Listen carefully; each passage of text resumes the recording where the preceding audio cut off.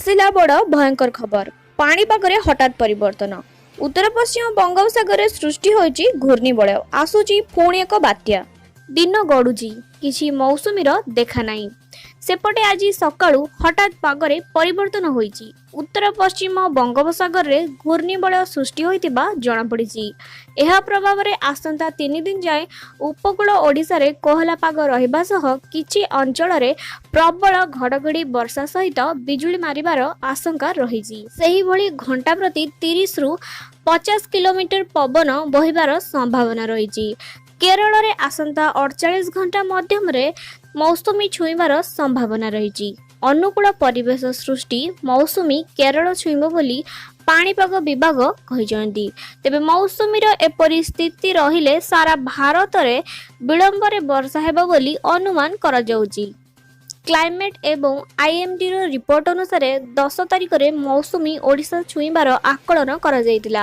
ତେବେ ମୌସୁମୀ ଆସିବା ପାଇଁ ସୃଷ୍ଟି ହୋଇନଥିବା ଅନୁକୂଳ ପରିବେଶରୁ ଜଣାପଡ଼ୁଛି।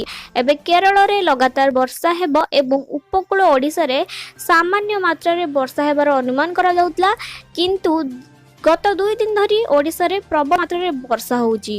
ମୌସୁମୀ ଆଗମନର ସୂଚନା ଦେଇଛି ବୋଲି କହିଛି ସ୍କାଇମେଟ୍।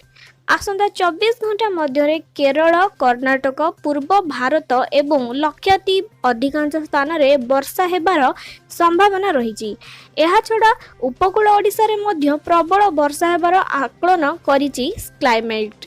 ଏହିପରି ପଶ୍ଚିମବଙ୍ଗ, ଆନ୍ଧ୍ର ଉପକୂଳ, ଆଣ୍ଡାମାନ ନିକୋବର ଦ୍ୱୀପ ସମୂହ, ଜାମ୍ମୁ କାଶ୍ମୀର, ହିମାଚଳ ପ୍ରଦେଶ ବର୍ଷା ହେବା ପୂର୍ବାନୁମାନ କରାଯାଇଛି। आशा करुँच फ्रेंड ये छोटिया वीडियो थ्रू आपको आज पाणीपागर संपूर्ण इनफर्मेशन मिल पार। तो फ्रेंड आपण कहीदेक चाहे गत 2 दिन है प्रबल मात्रा वर्षा हो गत गोटे दिन तले जो प्रकार राति वर्षा होता से जमापड़ा जे छोट आकार फनी पुणी थे ओडिशा प्रवेश कर। तो वर्तमान आकलन जहाँ जमापड़ी उत्तर पश्चिम बंगोपसागर में घूर्णिबलय सृष्टि होती। तो यह एपर्यंत जहाँ पूर्वानुमान करा 3 दिन धरी उपकूल रे कोहला पाग रहिबो। जदि यह छोट आकार रे होई कि लिप्त हो जाए तेबे यार किछि भी प्रभाव पड़िबो नहीं ओडिशा उपरे।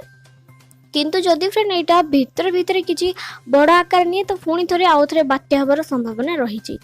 तो आम आशा करबा जे पुणी थे एमिति किछि परिस्थिति न आसू। एपर्यंत ओडिशा अंटा सड़की पारिनी फनी बात्या पर बहु लोक मैंने असुविधार सम्मुखीन होउचंती। आम आशा करबा भगवान पाखे प्रार्थना करबा आउ थे कौन भी विपत्ति न आसू। तो फ्रेंड जदि आपको वीडियो भल लगे तेज लाइक करूँ, वीडियो को शेयर करूँ ताकि समस्त पाखे इनफॉरमेशन टी पहुँची पारू। जदि फ्रेंड आप एपर्यंत आम चैनल को सब्सक्राइब करना तेज एबे ही सब्सक्राइब करूँ यही टाइप इनफॉर्मेटिव वीडियो सर्वप्रथम नोटिफिकेशन पाइबा। देखा फ्रेंड गोटे टाइप इनफॉर्मेटिव वीडियो सहित। Thank you friend, thanks for watching my video.